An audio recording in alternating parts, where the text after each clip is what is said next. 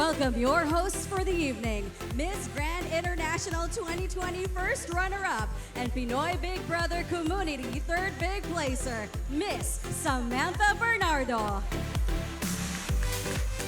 One of ABS-CBN and Star Magic's homegrown artists, TV events host, a brand ambassador, youth advocate, and an entrepreneur, Mr. Robbie Domingo.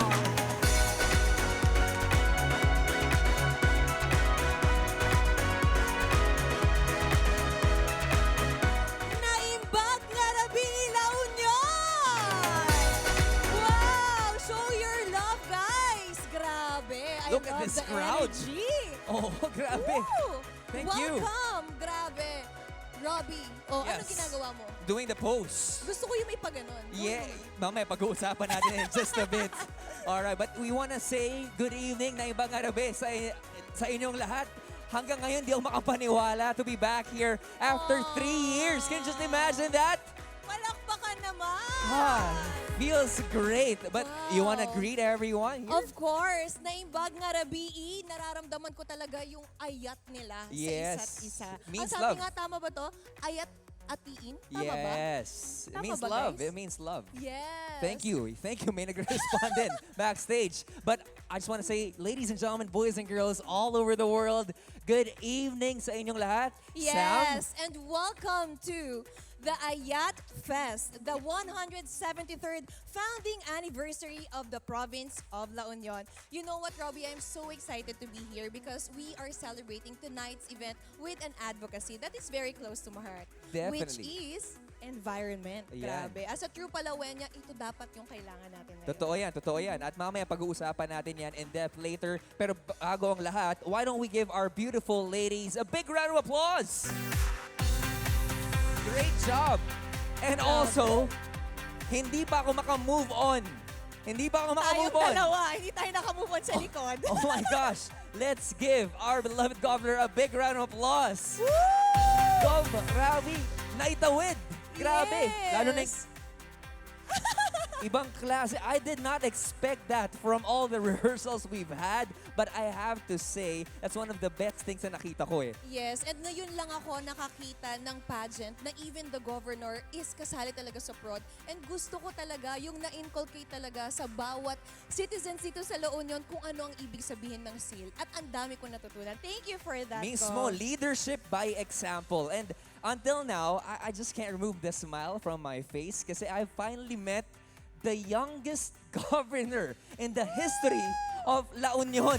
And the first female governor as well. Kaya grabe, it just goes to show what the power of youth can do. It brings vigor, energy sa'yo. At Yes. yun actually, yung nararamdaman ko sa pagbalik ko dito sa La Union, not only for the food trip, the Instagrammable tourist spots, the surfing, but also that vigor, that vibe, yung Yes. warmth of the people. Kaya Ibang-iba maraming talaga. salamat sa mainit na pagtanggap muli. Ibang klase yung mga taga-LU, no? And they will Yes. go to great lengths of effort, even go out their way to make sure the visitor enjoys that very pristine La Union experience. Kakaiba eh. Uy, speaking of La Union experience, Oh. kakaiba talaga dito sa La Union because they were able to balance urban lifestyle with nature. That's true. Diba? Ang hirap nun ha, pero here in La Union, nakikita naman talaga natin. Pag pumunta ako dito, parang ang very accessible yung beach, yung mga tourist spots, andyan na agad. Actually, I will extend here until the weekend. Wow! Okay, Yes. you should! Yes, talagang Lots of beautiful ima-maximize spots. ko talaga. Siyempre, ang lapit lang nito sa Manila, pero bibihira talaga tayo dito. And of course, it reminds me of a home that is called Palawan. Yes, that is true. And actually, I think we owe it to the tradition and culture of our Ilocanos for generations. The people of La Union had this sustainable lifestyle. Okay? Tama. And I appreciate that kasi ako honestly, I am a self-confessed kuripot. Kuripot ka talaga? Kuripot talaga ako. Nagmana ako sa tatay ko na Ilocano rin. Uy, ako din. Alam mo ba Oo. yung mom side ko din? Oh. Ilocano din. Kaya pala eh. Kaya tayo nandito. The best, the best. And actually, when I was a kid, no, lagi ako nagdadala ng flask until now. Para talaga? doon ko ilagay yung aking baon. Oh. And that is one of the ways to be sustainable. Alright. That's very nice, Robbie. Alam mo, that sound advice, syempre para maging financially independent and also, Yeah. it can help lessen the carbon footprint too. It does. Carbon footprint. Tandaan niyo yan, guys, dahil Okay. we'll talk about Remember it much these later. words we're telling kasi mamaya magagamit din yan ng ating beautiful candidates. And I think Yes. we can learn a lot from the previous generations and also from our indigenous cultures to live sustainably. Napansin ko yan dito sa La Union. Yung mga pasalubong coming from the honey, our indigenous fruit wine, artworks, pati yung mga basket at walis were all prepared and done in the traditional way. So once you acquire them, you're not just getting a pasalubong. Pero kinukuha mo yung part of history and culture ng mga Ilocano. Alam mo, ang ganda nun. Kasi, like for example, yung food din kanina, di ba? Binigyan tayo ng puto, yung mga simple things na yon. Sarap. Pero yung presentation, and I received a gift for my room. So, thank you so much for Same, that. thank you. Yes, and I Thank think you. the province of La Union is really doing great job in merging both worlds, Robbie.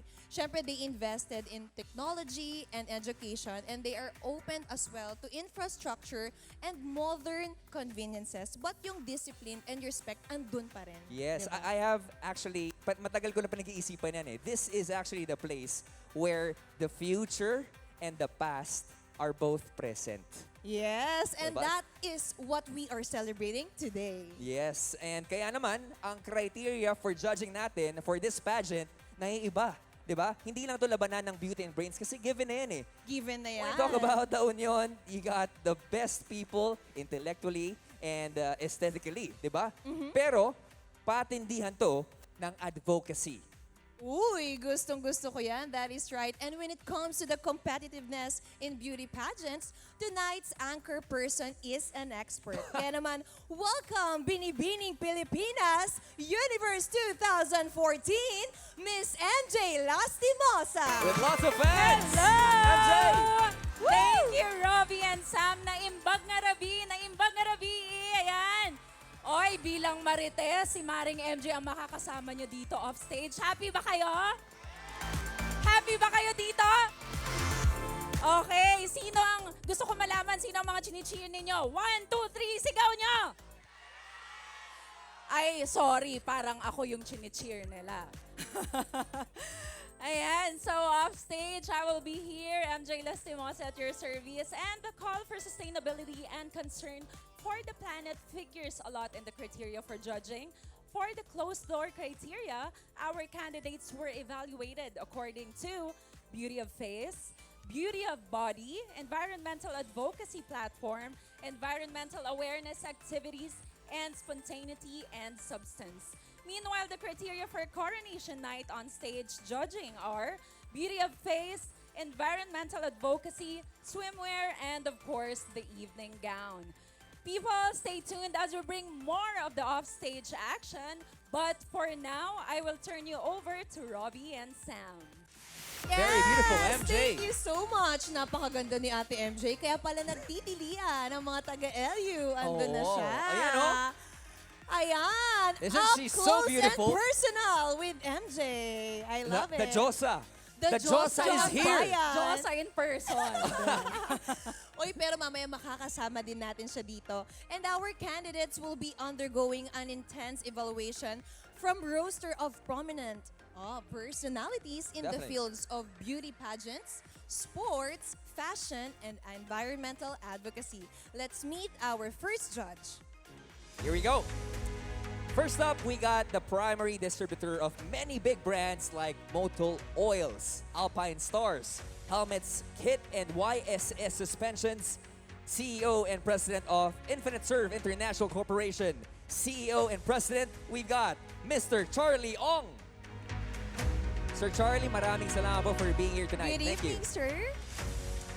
Our next judge is an entrepreneur, boss babe, wow, inspiration and champion of inclusive beauty, one of previous top influential people of 2022, and an honorary of Tatler's Gen T list of trailblazing leaders across Asia in 2022. Please welcome the founder and CEO of Fresh Formula and Colorette Cosmetics, Miss Nina Elaine Dizon Cabrera. Good evening, Miss Beautiful. Nina. Thank niyo, Miss Tina? I love the suit in pink. Next judge is, she was a municipal councilor at the age of 21. Wow, turned vice mayor last 2016 and now the incumbent mayor of San Manuel, Tarlac. Let's all give it up for Honorable Doña Tesoro. Good evening, Mayor. Nice to have you Good tonight. evening. Our next jury member is professional basketball player, actor, and an endorser. Give it up for Mr. Richie Rivera. Richie is here tonight. Hello! Wow, nagtitilian ang ating mga taga Kahit ako kanina, tumitili ako eh. Nakita ko si Richie Rivero. Ay, hinilig ka din? Oo naman. wag na, We'll have tigil na a yan. quick Pati- chit-chat later. Our next judge studied fashion at LaSalle College of Art, Singapore, awarded as Designer of the Year by Indra Jart International Award 2019 in Bangkok, Thailand. The gown designer of the newly crowned Miss Universe 2022, Arboni Gabriel. Let's give it up for Rian Fernandez. Thank you, boss. Good evening, Ria. Nice to see you again. Moving on to another Filipino pride. Ito hindi to magpapahuli. Oh. He is a businessman and an international shoe designer with works seen on runways of New York Fashion Show and Paris Fashion Week. His works are also worn by respected Hollywood celebrities. And of course, the official shoe designer of the 69th and the recently concluded 71st Miss Universe competition held in New Orleans, Louisiana, USA. The owner and founder of Bragais Shoes, Mr. Jojo Bragais. So, Georgia, nice to see you again. Nice to see you! Long time. Uy, thank you so much, Jojo. Alam mo ba na may Samber shoes ako from Jojo? So thank you, Jojo. I love you. And actually, the shoes worn by our ladies are all Jojo Bragais. Kaya maraming salamat. Thank you so much. And lastly, let's welcome the chairwoman of the Board of Judges, our Miss Universe 2022, Philippines Universe 2022, Miss Celeste Cortesi. Woo! One of my favorite Darnas is here. Thank you. Yes, I love it. Oh, let's give our jurors a big round of applause. Wow, grabe sila yung pinakamahirap yung job today. That's true. You guys have the best seats in town, but the hardest task of them all. So on behalf Yes. of the team, we say good luck. Good All right. luck. But before our judges start to write down the scores of our candidates, I would love to have a quick chit-chat with some of them and talk about, environmental advocacies. Yes. Ano ba yung plano nila sa La Union? So let's get to know our judges a bit more. All right? Yes, go ahead. Thank you. And actually, MJ, can you help me with this? Yes, Robbie, I'm waiting for you here. No hard feelings to the judges, ha? Nagbabasa lang po ako ng script. The questions are already here on my script. I wanted to ask Mayor Doña, ayan, first of all. The province of La Union takes the environment campaign kalikasan naman quite seriously. What is your advice to our tourists? Diba? Pang Q&A na agad. to our tourists po. To our tourists, of course, like what we always say, don't leave any trash. Just don't leave any trash anywhere you like. And tulungan natin yung probinsya na panatilihin yung kaayusan, kalinisan. Lalong-lalo na po dito sa event na ito, pinaghirapan ni Gov. So tulungan natin siya na i-maintain yung cleanliness ng ating probinsya. Congratulations, Governor Rafi. Thank you. Actually, Mayor, maraming nagtatanong, no? Pwedeng Sumagi ba koronahan, diba? sumagi ba sa isipan ng sumali ng pageant? Pageant? Before? Wala. Okay. Oo. Pero may panalo na, just in Iba, case. oo, iba. All right. How I about would you, love to Rob? ask Sir Charlie, actually, no? Provinces like La Union attract a lot of tourists. And after the pandemic, ang dami nag-revenge travel, nag-revenge shopping. Kayo po ba nag-revenge something ba? Nasabik ba kayong bumili or mag-travel agad-agad, Sir Charlie? I just don't like going out. That's it. Okay, don't like going out. Maybe we can invite you Oo to nga. Pinoy Big Brother. Diba? You can Para join Pinoy going Big inside. Brother. And since you don't like going out, you can Go be the big inside winner. naman, oo. Alright. No, I'm just kidding. Sir Charlie. Thank you. A man you. of few words. Ako naman, chichikahin ko tong napakaboging basketballista ng Siyempre. Pilipinas, diba? Ayan na. Richie Rivero, are you a regular tourist here in La Union? And how's your trip to La Union? Actually, medyo sanay na rin naman. Kasi na-lockdown din ako dito last year, I guess. Sinong ka-lockdown mo ba? And then, no, I was, Uy! Itago namin sa pangalang. no, I was with my friends and then na-lockdown kami. I think, tapos na yung lockdown and then the second lockdown, dito kami inabutan. And then, so yun, for me kasi sobrang saya kasi mas na-enjoy ko talaga dun sa environment kesa Nature. yung mga nature, adventurous Oo. kasi ako eh. So, Oo. mas okay ako sa ganon than yung city life. Maybe you can explore some of the spots here in LU very, very soon. Marami na ring mga Manilenyong lumalagi Totoo. dito sa La Totoo. Union. Actually, I Oo. know Maris Racal is Yes. frequent this place all the time, In no? La Union. Let's ask Correct. Miss Nina naman. Miss Nina, I love... Oh, bakit nakakakaba? Diba? But we had a quick chit-chat backstage. I just want to know, this is not your first time to be in La Union. Diba? But are you planning to go to different sites? And what excites you whenever you go to La Union? Actually, it's the best of both worlds. Kagaya ng sabi nyo kanina, it's so easily accessible, pero mafe-feel mo pa rin yung provincial life. Like the nature is there, the air is very fresh, and the food is very good. Diba? As a Kapampangan, I approve. Approve. Sarap, oo. Oo naman. Talaga. Ako naman, I would like to ask the internationally renowned shoe designer. Wow! Diba? Nagpapalakas ha. Kabahan ka na, eto ng question mo. Beauty pageants transformed immensely after the pandemic. How do you think would it change the beauty pageant landscape? Nice question. Repeat the question.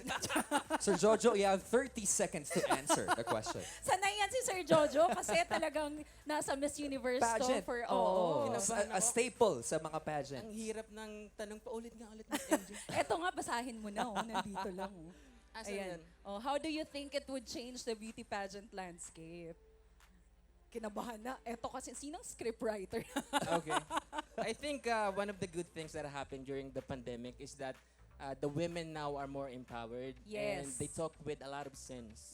Because they understand now kung ano yung pakiramdam ng hindi tayo nagki-care sa ating health. And we value kung ano yung mga mas importante other than the Yes. things that we think is important. Family is important, relationship is important, our health is important.